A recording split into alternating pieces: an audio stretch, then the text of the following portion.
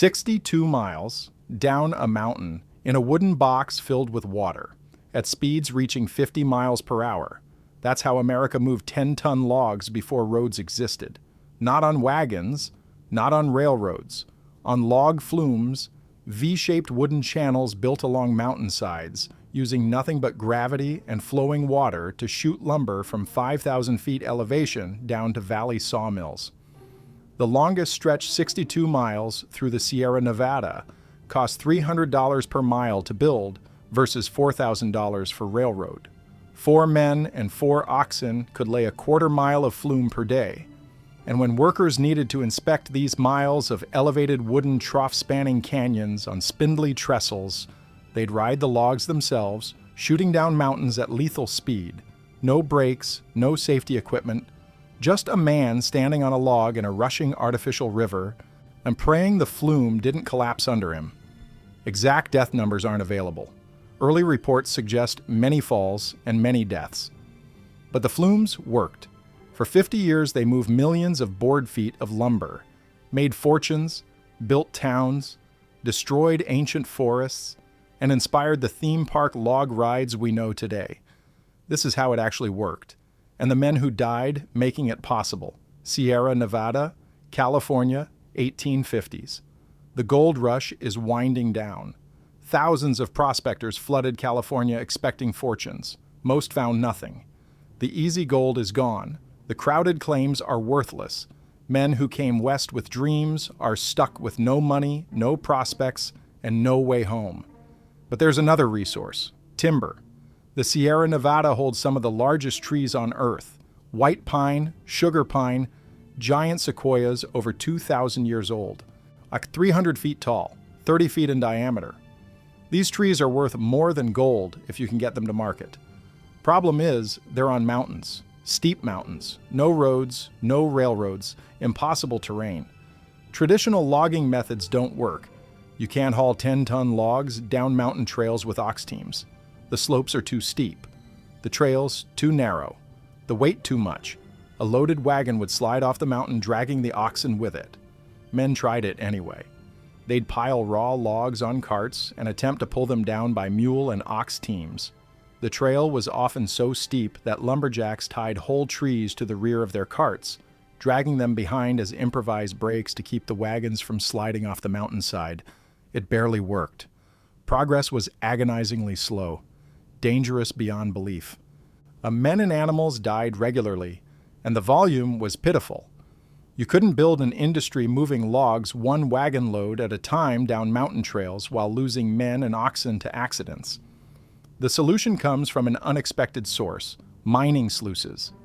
Gold miners use water-filled wooden chutes to separate gold from gravel. The chutes are angled.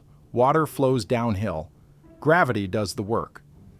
A miner named James W. Haynes sees the potential.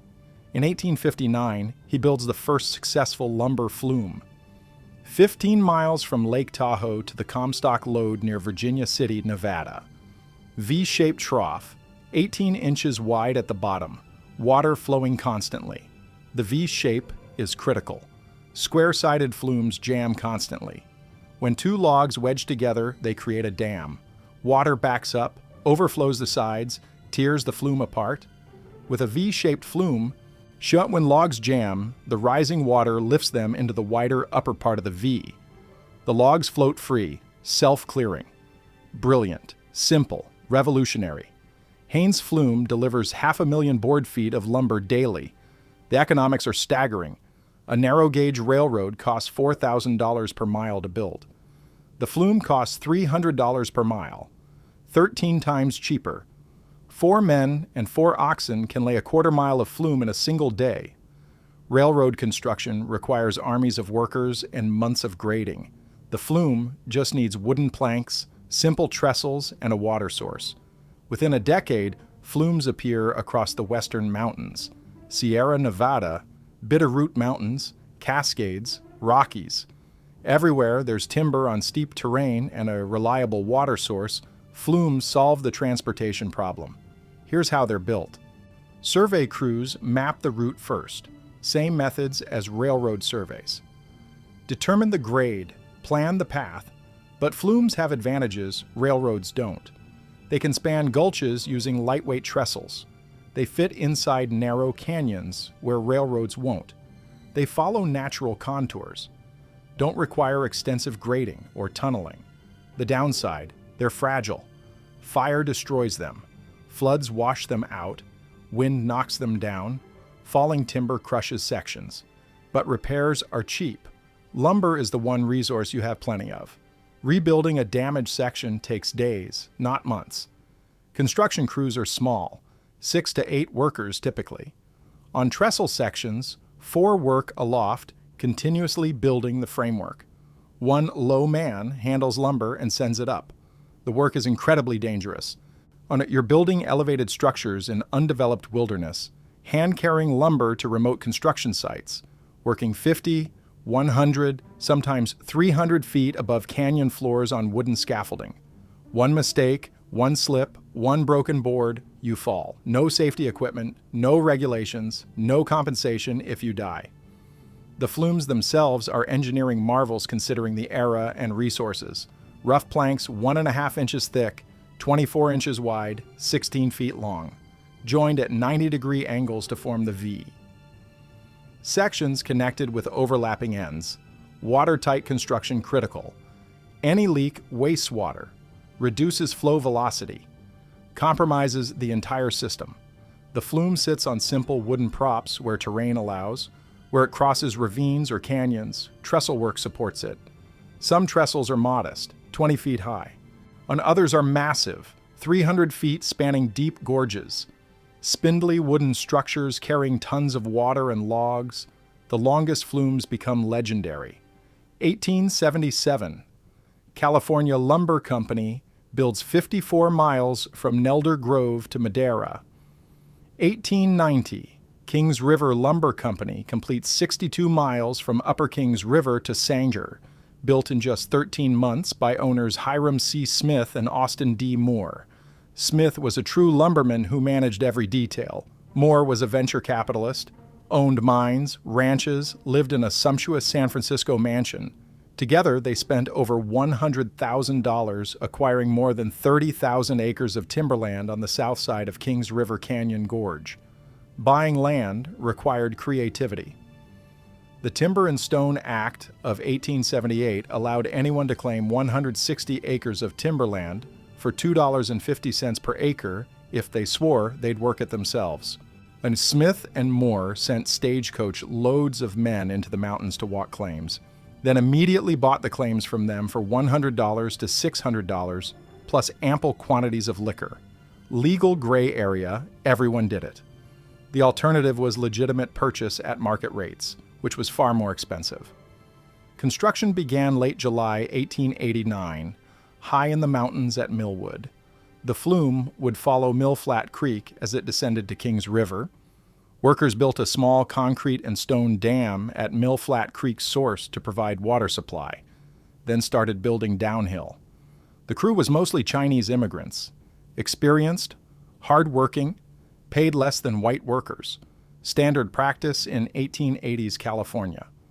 The Chinese workers had built railroads, understood dangerous construction, knew how to work in teams, how to handle lumber, how to build structures in impossible locations. They worked fast, had to. The contract specified completion in barely over a year. That's 62 miles of flume, built in wilderness, using hand tools, materials carried to construction sites by hand, no roads, no supply lines, just men carrying boards through forest and over mountains to wherever the flume was being built. The crew carved construction sites out of forest, fell trees, clear brush, level ground for supports, build trestles where necessary. Some trestles are simple, a few supports holding the flume a dozen feet above ground. Others are massive, spanning 300-foot canyons, requiring elaborate wooden frameworks built from the canyon floor up. The construction itself is a marvel nobody appreciates at the time. This is 1889. No power tools, no cranes, no modern engineering. Just men with saws, hammers, and determination building a structure that would carry millions of board feet of lumber over terrain that defeats wagons and railroads. The boards are cut to specification, 1.5 inches thick, 24 inches wide, 16 feet long, must be tight-grained. No major knots, watertight critical. The boards get joined at 90-degree angle, nailed or bolted, overlapping ends where sections connect. Each joint must be tight. Any gap leaks water. The flume can't afford to lose water. The supply is limited. Every gallon matters. The crew tests sections as they build. Fill with water, check for leaks, patch them, move forward. The pace is brutal. They need to complete a specific distance daily to meet the contract deadline. Behind schedule means working longer days, weekends, whatever it takes. Smith, the manager, drives them hard. He has investors waiting, bills to pay, competition breathing down his neck. The flume must be finished on time, on budget, or the company fails. The workers push through. Exhaustion, injuries, illness. Men fall sick in wilderness camps. Some recover, some die. Medical care is non-existent. Nearest doctor might be days away. If a worker falls ill, his options are recover on his own or die. Simple as that. If he falls from a trestle or gets crushed by lumber, same situation. His crew might attempt first aid, might carry him to camp, but serious injuries mean death. They're too far from help. The Chinese workers face additional hardships. Racism is rampant. They're treated as inferior, paid less, given the most dangerous tasks, work the worst conditions. But they're also respected for their skill. They work efficiently, build quality structures, get the job done. The foremen recognize this even if they won't admit it publicly. Chinese crews often outperform white crews, build faster, with fewer mistakes. The flume gets completed by late 1890, 13 months from start. Exactly on schedule. Smith later says, "I never want to build another flume." The stress nearly broke him, but it's done. 62 miles, dropping 4,200 feet, ready to move lumber. Operating the flumes requires specialized workers, flume herders. Their job is inspection and maintenance. The flume runs 40 to 60 miles through wilderness, over trestles, through canyons, across gorges. Things go wrong constantly. Logs jam despite the V-shaped design. Sections leak, boards crack, trestles sag. Wildlife damages the structure. Weather creates problems. A flume herder's job is to patrol the entire length, identify problems, fix what he can, report what he can't. On longer flumes, herders live in permanent flume houses spaced along the route. Small cabins, basic shelter. They're alone for weeks sometimes, watching miles of flume, making sure lumber keeps moving. Communication is primitive initially, light signals. Later, telephone lines get strung alongside the flume, allows herders to coordinate, alert each other to problems, call for help when needed. The herders carry basic tools: a picaroon, metal-tipped wooden tool for handling logs, used to free jammed lumber, push logs through tight spots, clear debris. The work is dangerous in ways that aren't immediately obvious. You're walking narrow catwalks alongside a rushing flume. One slip, you're in the water, with logs, moving at speed. Get wedged between logs and flume walls, you're crushed. Fall off a trestle section, you're dead. Weather makes it worse. Rain makes catwalks slippery. Wind threatens your balance. Snow and ice turn maintenance into a nightmare. Winter storms can destroy miles of flume. In 1884, a mile of V-flume on an 80-foot-high trestle in Little Valley, Nevada, was blown down in a storm, rebuilt in 8 days, in the snow. That's the pace required. Flume down means no lumber moving. No lumber moving means no income. Repairs can't wait for spring. But here's where flume herding gets truly insane. Riding the flume, inspecting 60 miles of flume on foot takes days. Walking the catwalks, checking every section. Too slow. So herders build boats, custom V-shaped vessels that fit the flume trough. Climb in, ride the water down. 60 miles in hours instead of days, except you're riding at speeds that can reach 50 miles per hour on steep sections. No brakes, no steering really, just trying to keep the boat centered in the V while lumber rushes around you and the trestles blur past. If the flume has a break you don't see in time, you launch off the end, Fall however far the trestle is above the ground. Die on impact. If you hit a jam, logs piled up blocking the flume, you crash into them at speed. Crushed, drowned, trapped under lumber. Reports mention flume herders and workers riding down flumes regularly, despite being exceedingly dangerous, sometimes for inspection, often for thrills. What the reports don't mention are the specific deaths, just vague references to many falls and many deaths. The numbers aren't recorded, the names aren't preserved. Just the knowledge that working flumes killed people regularly and everyone accepted it as normal. A kid could sneak onto the flume, ride a board down like a slide, die when the board flips, gets wedged, launches off a damaged section. Stories mention this happening. Kids drawn to the massive water slide on the mountain. Parents probably warned them. Kids died anyway. The daily operational realities are harsh. A flume operates year-round if weather permits, but winter in the Sierra Nevada means shutdowns. Snow accumulates, freezes, makes operations impossible. So flumes primarily run spring through fall. Maximum production months. During operation, the workday starts before dawn. Loading crews at the top prepare lumber, bundle it, stage it near the flume head. At first light, water flow begins. Lumber starts moving. The process continues all day, hundreds or thousands of board feet flowing downhill hourly. At peak operation, the Kings River flume delivered 500,000 board feet daily. That's an enormous volume. Think about it. 500,000 board feet equals roughly 60,000 individual 16-foot boards, all moving through the flume in one day, loaded at the top, delivered at the bottom, sorted, stacked, shipped. The logistics are complex, timing matters. Lumber sent down too close together jams. Too far apart wastes water and time. Loading crews develop rhythms, space bundles properly, keep the flow steady, maximize throughput without causing problems. Meanwhile, flume herders patrol constantly, walking sections, looking for issues. A small leak noticed early is a quick fix. Ignored, it becomes a major repair. A cracked board replaced immediately prevents a trestle failure later. The herders carry repair materials, extra boards, nails, tools, can fix minor problems on the spot. Major issues require shutdown, call in repair crews, stop lumber flow, drain the section if necessary, fix the problem, restart. Every shutdown costs money, lost production, wasted time. So herders are under pressure to keep things running. Fix problems before they become shutdowns. But that means taking risks, climbing on wet structures, reaching into moving water. Working quickly when careful would be safer. The job requires balancing speed against safety.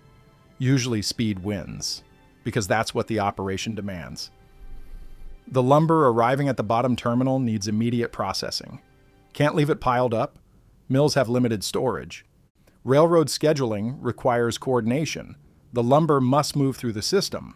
Mill workers sort incoming lumber. Different species, different grades, different dimensions. Sequoia goes here, white pine there, sugar pine somewhere else. Boards get stacked by type, moved to drying yards if they're green. Some lumber goes straight to the planing mill, gets finished, turned into smooth boards ready for construction. Other lumber ships rough cut. Let the customer plane it to final dimensions. The mill operates like a factory. Workers at every stage. Sorting, stacking, moving lumber with carts and dollies, operating saws, planing boards, grading quality, marking for shipment. It's hot, loud, dusty. The saws scream. Wood dust fills the air. The smell is overwhelming. Fresh cut lumber, sawdust, machine oil. The noise makes conversation impossible. Workers develop hand signals, point, gesture, communicate without words. Hearing damage is universal. Everyone goes deaf eventually. The sawdust causes respiratory problems. Men cough constantly, develop breathing difficulties. Lung diseases kill them in their 40s or 50s. But that's years away. Right now, there's work, wages, survival. That's what matters. The mill typically runs 10 to 12-hour shifts, sometimes longer during peak season. Workers make $1.50 to $2.50 per day. That's about $48 to $80 in modern money, more than farm labor, less than skilled trades, enough to survive if you're careful, Not enough to save, not enough to get ahead, just enough to keep working, which is the point. The economics are designed to keep workers dependent. No alternative employment. No savings to fall back on. You work or you starve. The company knows this, uses it, keeps wages low, conditions poor, hours long. Workers complain but can't effectively organize. Unions aren't allowed. Strikes get crushed. Workers who agitate get fired, blacklisted. The power imbalance is total. The company holds all the cards, and everyone knows it. If you're the kind of person who believes these stories deserve to be remembered, hit subscribe. The men who built and operated these flumes didn't expect recognition. They expected wages and hoped to survive. Most did. Some didn't. Subscribe if you think their work matters. The flumes move lumber that built America. The workers who maintain them deserve better than to be forgotten. The economic impact is massive. The Kings River flume alone processes thousands of felled trees daily, giant sequoias. Some, over 2,000 years old, irreplaceable, cut down, sent down the flume, turned into lumber. The scale of forest destruction enabled by flumes is staggering. Before flumes, accessing timber on steep mountains was difficult, slow, expensive, limited how much could be harvested. Flumes remove that limitation completely. Make it easy, profitable, rapid. Entire groves of ancient trees disappear in years. Converse Basin in the Sierra Nevada holds some of the largest sequoias on Earth. These trees are older than civilizations, older than Christianity, older than written language. They were saplings when Rome was being built, mature trees when the pyramids were constructed, ancient when America was colonized. In 1895, the Sanger Lumber Company starts harvesting them, trees that survive millennia. Survived countless fires, sequoia bark is fire-resistant. Survived droughts, survived ice ages, everything nature could throw at them. Cut down in a season. Takes a crew of men days to fell a single large sequoia. They use specialized saws, cut a notch on one side, then saw from the other side. When the tree starts to fall, everyone runs. A falling sequoia shakes the ground. The impact sounds like an explosion. Branches the size of entire normal trees shatter. The trunk often splits on impact. The wood is brittle. Doesn't handle shock well. Much of each tree is wasted in the fall, shattered, unusable. But there's so much volume that it doesn't matter. Even with 30% wastage, a giant sequoia yields thousands of board feet of lumber. The crews cut the usable wood into manageable sections, load it onto wagons, haul it to the flume. Send it down to Sanger. At the mill, sequoia lumber is prized. Fire-resistant means it's perfect for buildings in fire-prone areas. Insect-resistant means it lasts. Rot-resistant means it can be used in wet conditions. Straight grain means it's easy to work. The market demands it. Customers pay premium prices. The company makes excellent profits, for a while. But sequoia doesn't regenerate quickly. It takes centuries. The trees being cut in 1895 won't be replaced until the 2400s. That's assuming replanting happens. It doesn't. The land gets cleared and abandoned or converted to other uses. The ecological impact is permanent.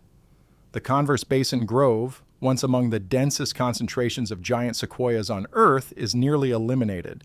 Thousands of trees, 2,000 years old, gone. What remains today are stumps, massive stumps, some 30 feet in diameter. You can see them if you visit. Stand on them. A stump is bigger than most people's living rooms. That's what's left. The trees themselves are long gone, turned into lumber that built houses in California, Chicago, New York. Those houses probably don't exist anymore either. Built, burned, demolished, rebuilt. The trees that survived 2 millennia became temporary structures that lasted decades. The math is obscene. Permanent destruction for temporary profit. But that's extractive economics. Take the resource, sell it, move on when it's depleted, externalize the cost. The forest destruction is someone else's problem, future generations' problem. Not the company's concern, not the investor's concern. Certainly not the workers' concern. They're just trying to survive day to day. The flumes enable this destruction, make it profitable. Without flumes, many of these forests would have been economically inaccessible. The terrain too steep, the transport costs too high. The trees might have survived, but the flumes make the impossible profitable. And once profit is possible, the resource gets extracted. That's the pattern across the West. Flumes appear, forests disappear, towns boom, then bust when the timber's gone. The cycle repeats. California, Oregon, Washington, Idaho, Montana, anywhere there's timber on mountains and water for flumes. By the 1920s, the easily accessible old-growth forests are largely gone. What remains is harder to reach, less profitable. The flume operations wind down, not because of environmental concerns, those don't exist yet, because the resource is depleted. The economics no longer work. Easier and cheaper timber is available elsewhere, or alternative materials like steel and concrete are replacing wood in construction. The market for lumber remains, but the Sierra Nevada's role diminishes. The flumes that made the destruction possible become obsolete, not needed anymore. The damage is done. By 1923, the Kings River flume shuts down, operating for 33 years. The timber is gone, the company bankrupt, the investors lost everything. The Shaver Lake flume operates from 1893 to 1914. 21 years. A snowstorm in 1914 crushes sections of the trestle. The company evaluates repair costs, looks at remaining timber, decides not to repair. The accessible timber is depleted, not worth the investment. The flume is abandoned. The Madeira flume, the Clovis flume. All the great California flumes eventually shut down. Not because the technology fails, because the resource runs out. The forests are gone, the flumes fall into disrepair, get salvaged for lumber, locals dismantle sections, use the boards to build barns, houses, sheds, whatever needs wood. Over decades, weathering, forest fires, and scavengers erase most physical evidence. Trestles collapse or get torn down. The wooden troughs rot. Nature reclaims the roots. By mid-20th century, the flumes are mostly forgotten. A few sections survive in museums. Clovis Big Dry Creek Museum has one of the best preserved pieces. Engineers still visit, marvel at the construction, comment that they don't know if anyone could build something similar today with the same resources and constraints. The knowledge is lost, the techniques forgotten, the workers dead. What remains are fragments, photographs, historical markers, and increasingly vague stories about massive wooden structures that once moved timber down mountains. By the 1980s, only one lumber flume still operates in America, the Broughton Lumber Flume in Washington State. 9 miles long, V-shaped design, transports rough-sawn lumber from a mill in Willard to a finishing mill in Hood, just west of Underwood. It's an anomaly. Everywhere else, trucks have replaced flumes. But this one location, the economics still favor the flume. Water is available, the route is direct. The infrastructure exists and is maintained. The lumber needs to go from point A to point B. The flume does that job efficiently, but even this last holdout can't survive indefinitely. December 19, 1986. The Broughton Lumber Flume shuts down permanently. That's the end. In 127 years after James W. Haynes built the first successful flume in 1859, the last one closes. The technology is dead, replaced by logging trucks that can go anywhere, roads that penetrate deep into forests, transportation methods that don't depend on water, gravity, or elaborate wooden structures. The flume era is over, completely, permanently, but the flumes leave legacies beyond lumber. The water that powered them gets diverted into irrigation systems. California's agricultural boom in the San Joaquin Valley is enabled partly by water infrastructure originally built for flumes. And the flumes inspire an entirely different industry. Amusement parks. The concept is obvious. Flume herders rode logs down rushing water for thrills. Why not make it safe and charge admission? 1963. Aero development debuts El Aserradero, the sawmill, at Six Flags over Texas. First modern log flume ride, fiberglass logs, passengers board inside a replica mill building, ride through a shallow water trough, go up small hills, crash down the other side, get splashed. The ride is massively popular. Six Flags builds a second log flume to meet demand. Other parks immediately copy it. Log flumes become an industry staple through the 1960s, 70s, 80s. Aero development pioneers the design. European manufacturers create their own versions. Parks worldwide install them. Some keep the simple logging theme, others elaborate. Knott's Berry Farm builds Timber Mountain Log Ride in 1969. Immersive frontier theming, scenic views, animatronic animals, timber machinery. John Wayne and his son ride it opening day. Disney creates Splash Mountain. Full narrative, animatronics, tunnels, music, elaborate theming. The basic concept, boat in water trough, lifted up, splash down, remains unchanged. It works, people love it. The ride has broad appeal. Thrilling enough for adults, not too scary for kids.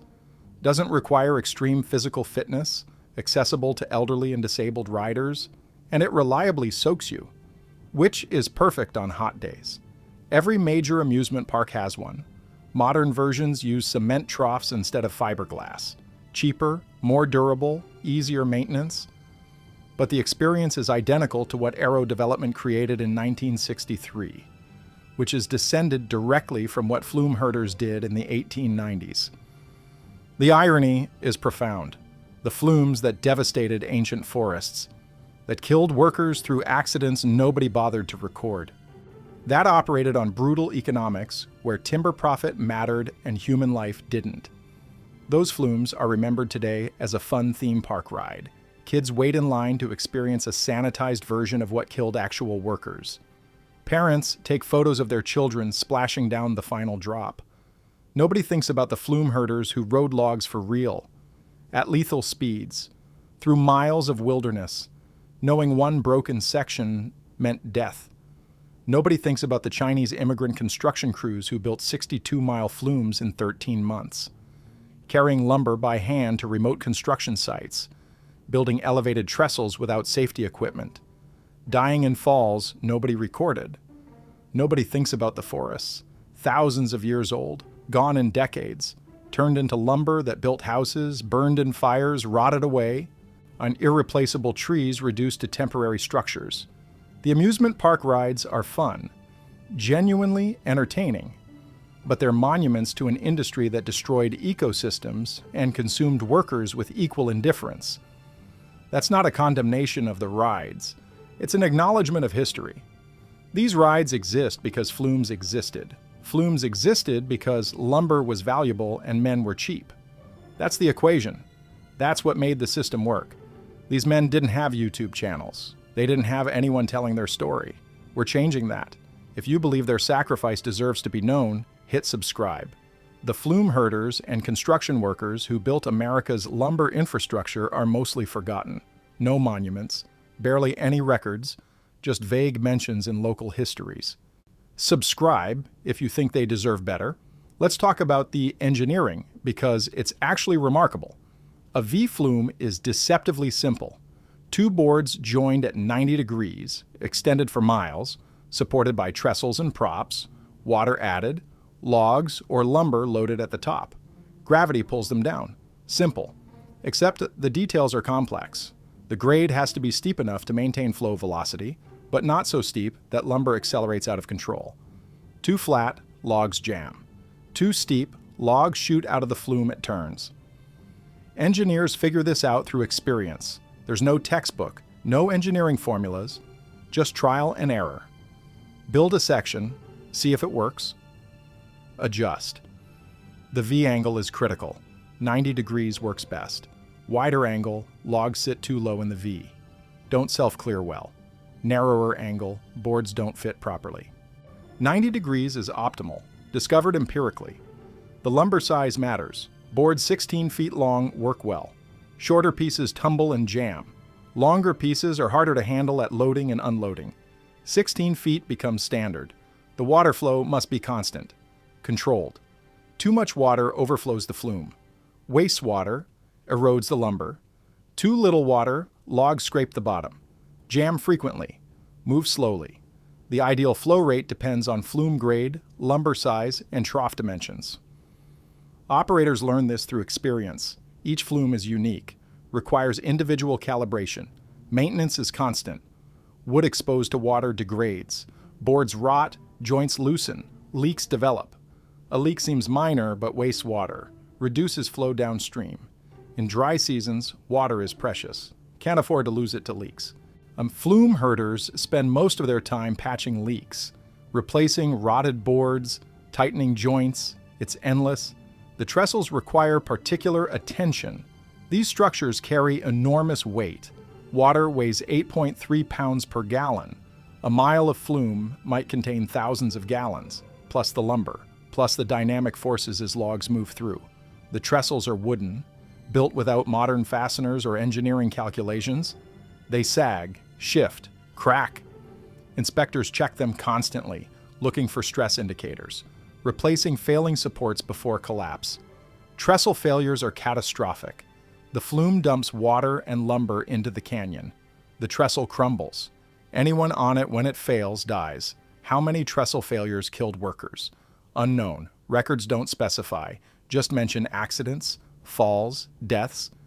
The assumption is that everyone accepts the risks, and deaths are inevitable. Weather creates special problems. Winter in the Sierra Nevada means snow. Feet of it. Weight on the flume, on the trestles. Snow accumulation can collapse sections. The 1884 storm that destroyed a mile of flume in Little Valley, that's not unique. Storms damage flumes every winter. Operations usually shut down in heavy snow. Too dangerous, too difficult. But maintenance can't wait. Damaged sections must be repaired before spring operations resume. So workers go out in snow, in cold, rebuild trestles, replace boards, at elevation. In conditions that kill people regularly through exposure, falls, or accidents. Summer brings different problems. Forest fires, the Sierra Nevada burns regularly, lightning strikes, unextended campfires. Logging operations themselves create fire hazards. A fire near the flume is disaster. The flume is wood. Dry wood in many sections despite the water. It burns readily. Fire destroys miles of flume in hours. Can't be stopped once it starts. Operations halt. Rebuilding takes weeks or months. Revenue stops. Workers get laid off. When the Kings River flume burns, and sections burn multiple times, the company loses enormous money. Insurance doesn't cover it, or doesn't cover enough. Financial losses from fire contribute to the bankruptcies that plague flume operations. The engineering is impressive, but the business model is fragile. Huge capital investment upfront, ongoing maintenance costs, vulnerable to weather, fire, and resource depletion, profitable only when timber is abundant, accessible, and valuable. When any variable changes, the operation becomes unprofitable. The human cost isn't just deaths, it's the life workers lived. Flume herders are isolated, living in remote cabins, alone for weeks, minimal human contact, no families, no communities, just the flume. Walking miles daily, inspecting, repairing. The loneliness breaks some men, others adapt, become solitary, comfortable with isolation. But it's not a life most would choose, just the life available if you need work. Construction crews work seasonal, build flume sections in summer, get laid off in winter, no income for months, move to valley towns, find temporary work if possible. Often there's nothing, just waiting for spring when construction resumes. The instability makes planning impossible. Can't save money, can't start a family, can't build a future, just work when it's available. Survive when it's not. Mill workers at the bottom of the flume have steadier employment but dangerous work. The lumber arrives at speed, needs to be diverted, sorted, moved to processing areas. Men work around rushing water, moving lumber. Heavy equipment, accidents are common, injuries frequent, deaths occasional. The lumber industry overall has high casualty rates. Flume work specifically is particularly dangerous because it combines remote wilderness locations with elevated structures, rushing water, moving lumber, and minimal supervision. The conditions guarantee accidents. The isolation means help is far away. Injured men die from treatable injuries because they're hours from medical care. If you want to go deeper into these stories, if you want early access to videos before anyone else sees them, join the membership. It's for people who don't just watch history, they carry it forward. The flume herders and workers are almost entirely forgotten.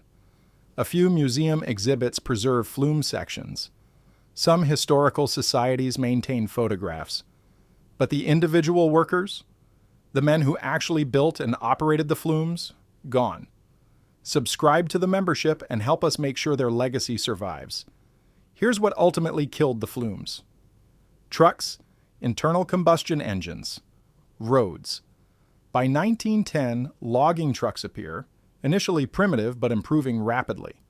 Trucks don't require water, don't depend on gravity, can go anywhere a road exists, and roads can be built anywhere. Trucks are mobile, flexible. A flume commits you to one route, one destination. You can't easily modify it. Trucks go wherever logs need to go. Trucks are available year-round. Flumes often shut down in winter. Trucks operate in snow. Trucks don't burn in forest fires, don't collapse in storms, don't require constant maintenance, don't leak water, don't jam. The economics favor trucks once they're reliable enough. Initial cost is lower. Operating costs are lower. Flexibility is higher. By the 1920s, the transition is clear. Flumes are obsolete. A few operate into the 1980s in specific locations where conditions favor them. But generally, trucks win. After World War II, truck technology advances dramatically. Roads penetrate deep into forests. The logging industry mechanizes completely. Flumes become historical curiosities. The last one shuts down in 1986. End of an era. Today, physical evidence is scarce. A few preserved sections in museums, some photographs in historical societies. The Clovis Big Dry Creek Museum has an excellent preserved section. Historical markers at former flume sites identify where they once stood, but the trestles are gone, collapsed, salvaged, burned. The flumes themselves are gone, rotted away. The roots are overgrown. Forest has reclaimed the paths. If you hike in the Sierra Nevada and know what to look for, you can sometimes find evidence. Old pilings, scattered boards, depression in the ground where the flume once sat. But mostly, nothing. Nature erased it. The only thing widely known about flumes today is the amusement park ride, which is fine. The rides are genuinely fun. Families enjoy them. Children love getting soaked. Adults appreciate the nostalgia. Theme parks continue building them because they're reliable attractions. But the history matters. The real flumes moved millions of board feet of lumber, enabled harvesting of ancient forests, built California's economy, created towns like Clovis, Sanger, Madera, employed thousands, killed workers regularly in accidents nobody recorded, operated on economics that valued timber over human life and environmental destruction over sustainability, left permanent ecological damage, and yes, inspired a theme park ride that children love. That's the complete legacy. Complex, contradictory, worth remembering accurately. The workers who built the flumes deserve recognition. They built impossible structures under impossible conditions. They worked dangerous jobs for low pay because they had no choice. They died in accidents nobody bothered to record because their lives were considered expendable. But their work mattered, shaped industries, shaped regions, shaped history. They're not footnotes, they're the story. The flumes don't exist without them. The lumber doesn't move without them. The forests don't fall without them. Remember the rides when you visit amusement parks. Enjoy them, get soaked, laugh with your kids. But remember also that the real flumes were different, deadly, built by workers whose names we don't know, who rode logs at 50 miles per hour through the wilderness because that's what the job required, who walked catwalks 300 feet above canyons to patch leaks, who built trestles in snowstorms, who died in falls, accidents, fires. Remember them. That's what this is about. Not condemning the past, not romanticizing it, just remembering the whole story, the achievement and the cost, the innovation and the destruction, the profit and the sacrifice. That's the legacy of the log flumes.